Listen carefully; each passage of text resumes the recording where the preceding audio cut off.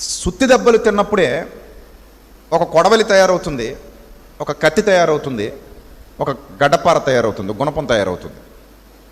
ఉలి దెబ్బలు తిన్నప్పుడే ఒక శిల్పంగా శిల మారుతుంది. ఇవేవీ లేనప్పుడు అది యథాస్థితిలో ఎందుకు పనికిరాని దానిలో అలాగే ఉండిపోతుంది. నీ జీవితం, నా జీవితం కూడా అంతే. ఈ శోధన, ఈ బాధ నీకేదో మేలు కోసమే, ఏదో ప్రయోజనం చేకూరుస్తాయి. నీ జీవితంలో వచ్చిన కష్టాలు కూడా నీకు మేలు చేస్తుంటాయి. నీ జీవితంలో వచ్చిన కన్నీళ్లు కూడా నీకు మేలు చేస్తుంటాయి. నీ జీవితంలో వచ్చిన ఇరుకులు, ఇబ్బందులు కూడా నేను ఒక మెట్టు ఎక్కిస్తూనే ఉంటాయి. వాటి ద్వారా నీకేదో మేలు దాచి ఉంచబడింది, అందుకే వచ్చాయి. ఎప్పుడు సుఖవంతమైన జీవితం కావాలని కోరుకోకండి. లైఫ్ ఫ్లో, ఆ ఫ్లోలో కొట్టుకుపోండి అంతే. ఏది వస్తే అది వస్తుంది, ఎటు పోతే అటు పోతావు, ఎలా పోతే అలా పోతావు. నడిపించేవాడు ఆయన ఉండగా భయం ఎలా, దిగులేలా. ఆ క్షణానికి నీకు ఏది ఉంటే దాన్ని స్వీకరించు.